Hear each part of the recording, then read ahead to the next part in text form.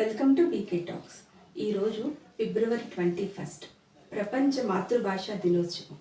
దీనికి బ్యాక్గ్రౌండ్గా 1952లో ఈస్ట్ పాకిస్తాన్ అంటే ఇప్పటి బంగ్లాదేశ్లో జరిగిన బెంగాలీ భాష పరిరక్షణ ఉద్యమం అన్నమాట. ఆ ఉద్యమాన్ని గుర్తించి యునెస్కో 99 నుంచి, యుఎన్ఓ 2002 నుంచి కూడా మాతృభాష దినోత్సవంగా ఫిబ్రవరి 21 జరుపుతున్నది.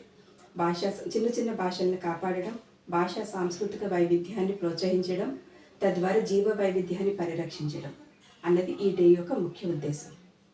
భాష మనిషిని ఇతర జీవుల నుంచి ఉన్నతంగా నిలబెట్టింది. భాష అన్నది ఒక సమాజాన్ని నిర్మిస్తుంది. ఒక సమాజం గురించి తెలుసుకోవాలి అంటే ఆ యొక్క సమాజం యొక్క భాషను చదవాలి. అది చేయలేకపోతే ఆ సమాజం గురించి పూర్తిగా తెలియదు. ఇదే మనకి ఇండస్ వ్యాలీ సివిలైజేషన్లో జరిగింది. ఇండస్ వ్యాలీ సివిలైజేషన్ యొక్క స్క్రిప్ట్ని ఇప్పటికీ కూడా డీకోడ్ చేయలేకపోయాం. పురావస్తు శాస్త్రజ్ఞులకు ఇప్పటికీ కూడా ఇండస్ వ్యాలీ సివిలైజేషన్ యొక్క స్క్రిప్ట్ ఒక ఛాలెంజింగ్గానే మిగిలిపోయింది. ఐవీసీ యొక్క స్క్రిప్ట్ పిక్చరోగ్రఫిక్లో ఉంటుంది. అందుకే ఈ యొక్క స్క్రిప్ట్ని డీకోడ్ చేసిన వాళ్ళకి ఇప్పటి ప్రభుత్వం, తమిళనాడు ప్రభుత్వం $1 మిలియన్ బహుమతిగా ప్రకటించింది.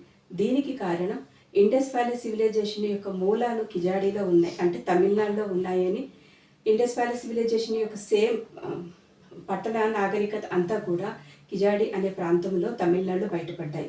వెరీ రీసెంట్గా 2024లో బయటపడ్డాయి. తమిళనాడు ప్రభుత్వం యొక్క వాదన ఏమంటే తమ పూర్వీకులందరూ కూడా ఇండస్ వ్యాలీ సివిలైజేషన్లో ఉన్నారు అని, అక్కడ వాళ్ళు నివసించారు అని ప్రభుత్వం యొక్క వాదన. అది నిజమని తెలియాలి అంటే స్క్రిప్ట్ డీకోడ్ అవ్వాలి. ఆ డీకోడ్ చేయడం కోసమే స్టాలిన్ గారు ఇది ప్రకటించారు. భాష సాంస్కృతిక వారధి. అలాగే ఏ సమాజంలో అయినా సరే మాతృభాష ద్వారానే నెక్స్ట్ ముందు జనరేషన్ యొక్క ఆలోచనలు కానీ కమ్యూనికేషన్ కానీ నెక్స్ట్ జనరేషన్కి అందుతుంది. అందుకని లేకపోతే మార్గం మూసుకుపోతుంది. ఇలాగే చాలా భాషలు ఎండేంజర్లో పడిపోయింది. అందుకనే ఈ రోజున చిన్న భాషలను, ఎస్పెషల్లీ మాతృభాషను పరిరక్షించడం ఈ డే యొక్క ఉద్దేశం.